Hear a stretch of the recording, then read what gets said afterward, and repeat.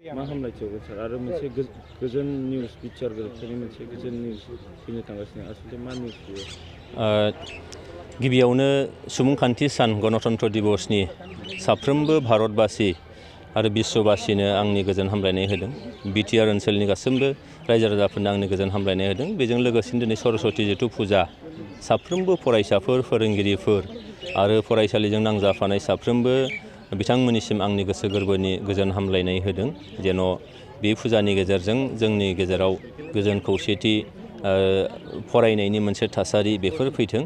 लोगोसेनो दिनै जोबोद गोजोनथाव खौरां 74थि सुबुंखान्थि सान गणतन्त्र दिवस रिपाब्लिक डे बे सानावनो दिनैहाय आसामनि गिबि मन्थ्रि डक्टर हिमन्त बिश्व शर्मा बिथाङा मोनसे गोजोनथाव रादाब होबाय जे जोंनि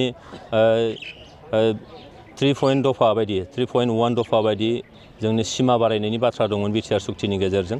दा बेखौ दिनैहाय गासै 43 रेभिनिउ गामि आरो 17 फरेस्ट गामि गासै गहपुरसिम मोनहैनाय बेखौ बिथाङा नै एसे सिगां बिथांनि फ्लेग हइस्ट खालामनाय जे स्पिच बे स्पिचआव बिथाङा फोसावनानै होबाय। बेयो जोबोद मोनसे रंजाथाव बाथ्रा। जोङो फोथायनाय लाखिदोंमोन जे भारत सरकार आसाम सरकारा बिटिआर सुक्तिनि मोनफ्रोमबो दफाफोरखौ बिथांमोनहा आखरे आखरे मावफुंगोन होननानै जि बाथ्रा होदोंमोन बिनिनो मोनसे आगानबाव दिनैहाय जे गोजोनथाव मोनसे रादाब होबाय। मानोना थांनाय मोननै सुक्ति गेजेराव बिएसि सुक्ति आरो बिटिसि सुक्तिनि गेजेरजों गहपुर ओनसोलनि रायजो राजा एबा सनितपुर जिल्ला बा दा आथिखालाव बिश्वनाथ जिल्ला बिनि रायजो राजाफोरा सोमावसारनायाव बाहागो लादोंमोनब्लाबो बिथांमोननियावबो गासै 532 सुबुंफ्रा जिउ गोमादोंमोनब्लाबो मुंख्लं जादोंमोनब्लाबो सिमाखौ बिथांमोननिसिम बोनानै लांनो हानाय जायाखैमोन। नाथाय बिटिआर सुक्तिनि गेजेरजों मोनसे दफा 3.1 होनानै दोनदोंमोन जे बे दफाखौ मावफुंथारगोन होननानै दिनैहाय खामाखैनो ब्रायैनो आसामनि गिबि मन्थ्रि बिथाङा फोसावनानै होबाय। जोबोद गोजोनथाव बाथ्रा। बेनिखायनो आङो 532 सुबुंफ्रा जायफ्रा मुंख्लं जादोंमोन बिथांमोननि जिउमानिसिम आंनि खुलुमनाय सिबिनायखौ हरदों आरो बिथांमोननि न'खरनि साफ्रोमनिसिमबो दुखुथिया न'खरनि बिथांमोननिसिमबो आंनि लोगो लाफानाय आङो फोरमायहरदों।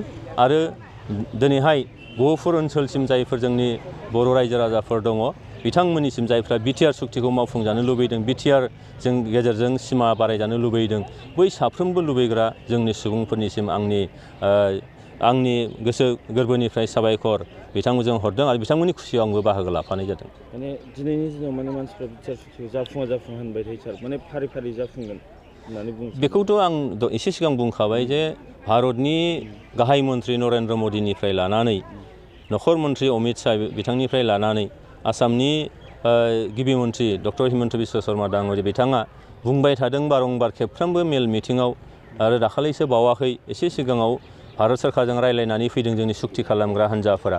बेयावबो रोखायैनो बुंदों जे जोङो बे सुक्तिनि मोनफ्रोमबो दफाखौ जोङो मावफुंगोन। आरो दिनैहाय जोंनि मेजर मोनसे कनसार्नआ बेनोमोन नैबे सुक्तिनि मेजर मोनसे दफाया बेनोमोन जे जोंहा गहपुरसिम सिमाया बारायनांगौ आरो दिनै बारायबाय। बेनिखायनो आङो जिहेतु आंबो बे कमिटियाव सिगाङाव मोनसे मेम्बार हिसाबै दंमोन बेनिखायनो आङो जोबोद गोजोननाय मोन्दों जे दिनैहाय खामाखैनो भारत सरकारा आसाम सरकारा बिटिआर सुक्तिखौ जेरै सनमान होदों आरो बे सनमाना जोंनि मोनखानांगौमोन आरो जायखौ जोंनि थागिबि रायजो राजा बे थागिबिनि जे गांनाय उखैनाय जि मोनसे संबिजिरारि मोन्थाइ बे मोन्थाइखौ दिनै होनो थांनायाव जोबोद बाख्नायदों। डक्टर हिमन्त बिश्व शर्माखौ आङो साबायखर जासिदों गोरबो गोसोनिफ्राय खुलुमनाय होदों। भारतनि नखर मन्थ्रि अमित शाह भारतनि गाहाय मन्थ्रि नरेन्द्र मदि बिथांनिसिमबो आंनि खुलुमनाय सिबिनाय आरो साबायखरखौ आं जासिदों।